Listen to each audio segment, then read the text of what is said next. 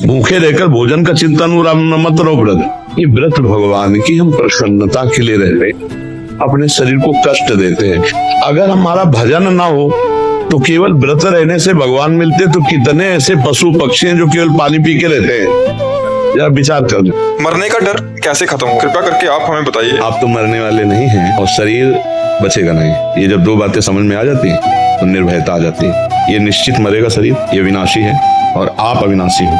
तुम्हें मृत्यु मार नहीं सकती। नैनम छिन्दन्ति शस्त्राणि नैनम दाति पावका न चैनम क्लेदन्त्यापो न शोषयति मारुता। अब क्या है, अपने स्वरूप को भूलकर हम शरीर पर राख कर बैठे हैं और हम हैं अविनाशी और ये है मरण धर्मा और ये मरेगा और ये मैं हूं, ऐसा भ्रम हो गया, इसलिए मुझे डर लग रहा है। तो डर क्यों लगता है? क्योंकि हम शरीर को मैं मान लिए और शरीर से भोग रहे हैं। तो हमें लग रहा है शरीर छूटा तो मैं मरा, शरीर छूटा तो मेरा सारा सुख गया। ये अज्ञान के कारण, इसी अज्ञान को मिटाने के लिए अध्यात्म गरज रहा है। मरने का डर तो अज्ञान है बच्चा, मरना तो है ही नहीं। कल और कुछ नहीं मरता बच्चा, शरीर भी नहीं मरता। ये अपने अपने तत्व में लीन हो जाता है। जैसे जल तत्व जल में, अग्नि तत्व अग्नि में, वायु तत्व वायु में, आकाश तत्व आकाश में, पृथ्वी तत्व पृथ्वी में और अविनाशी आत्मा, उसको तो मरना है। मरना क्या है? एक रूप परिवर्तन, उसी को हम मृत्यु कहते हैं। एक शरीर को छूटना और उस शरीर को अपने अपने तत्वों में मिल जाना, इसी को मृत्यु कहते हैं। कोई मृत्यु नहीं। महाराज जी, कर्म बड़ा या धर्म, दोनों द्वंद को कैसे सुलझा? आप समझ ही नहीं पा रहे। धर्म से ही कर्म जो किया जाता है वही कर्म है, नहीं तो कुकर्म है। जो धर्म रहित किया जाता है उसे कुकर्म, उसे कर्म थोड़ी कहते। तो आप क्या समझते हैं कि कर्म बड़ा कि धर्म बड़ा? अरे भैया, जो धर्म से युक्त कर्म है वही कर्म है। बकास कर्म है। ऐसे देखो, पत्नी है और पति है, दोनों का धर्मयुक्त संबंध है। जो पत्नी के साथ क्रिया है वो धर्मयुक्त है, इसलिए पाप नहीं है। और वही किसी और की पत्नी के साथ क्रिया हो गई, कर्म तो वही है, तो कुकर्म हो गया ना।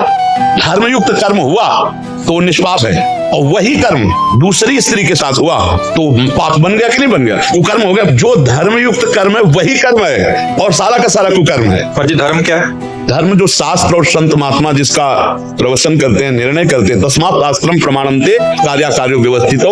क्या करना चाहिए क्या नहीं करना चाहिए इसका शास्त्र निर्णय करता है, इसका संत जन निर्णय करते हैं। इसलिए सत्संग सुने तब पता चलेगा कि धर्म किसे कहते हैं, धर्म किसे कहते हैं। महाराज जी, बिना गुरु के भगवत प्राप्ति कैसे होगी? गुरु धारण करना जरूरी है क्या? वृंदावन आप कई बार आए हैं? 8 बार।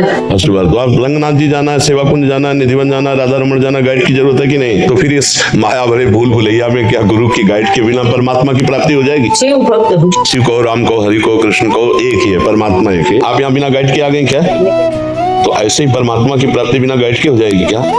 इस संसार की भूल भुलैया में गुरु रूपी गाइड ना मिले तो हम नहीं पहुंच सकते। चाहे शिव विरंच सम होई, गुरु बिन भवनिधि तरे न होई। बिना गुरुदेव की कृपा के परमार्थ कैसे जागृत हो सकता? जिन संत की बात मान ले वही गुरुदेव है। हम कह रहे राधा राधा जपो, कृष्ण कृष्ण जपो, शिव शिव जपो, हरि हरि जपो, जपो, हो गई बात। तो कहीं भी कोई भी नाम जप करे तो किसी न किसी संत के मुख से तो निकला हुआ है, बस पकड़ लो उसको।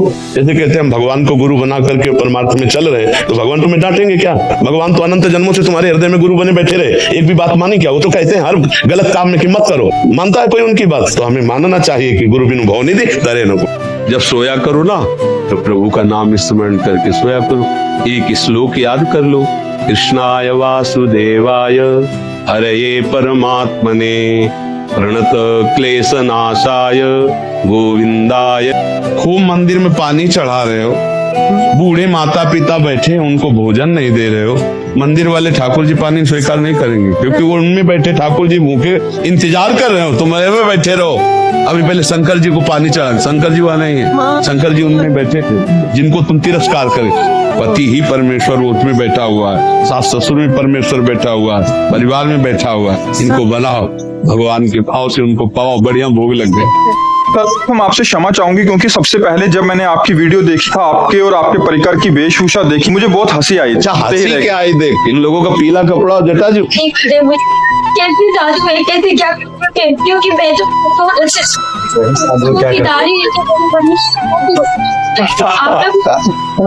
बड़ी तो कहा, अभी तो बांधे हुए। देखो हम लोग हंसी के पात्र ही हैं क्योंकि सबके हृदय को शीतलता पहुंचाना हमारे भेष का उद्देश्य है। तुम्हारी हंसी आ गई तो हमारा जीवन सार्थक हो गया, कम से कम जले तो नहीं।